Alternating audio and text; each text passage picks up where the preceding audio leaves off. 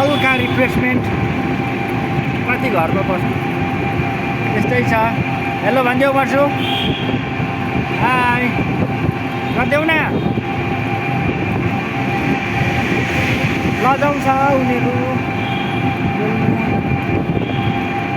मलाई चाहिँ त्यति साह्रो लाज लाग्दैन गाइस बोल्नु चाहिँ। अरूको घरमा खाना खानु चाहिँ बेसी धेरै लाज लाग्छ मलाई, बोल्नु चाहिँ मलाई लाज लाग्दैन है। भिडियोतिर चाहिँ जाने नजाने लटर पटर बोलिहाल्छु। अन्त त्यस्तै छ गाईहरू, दाउजुको भिडियोहरू हेर्नुहोस् है।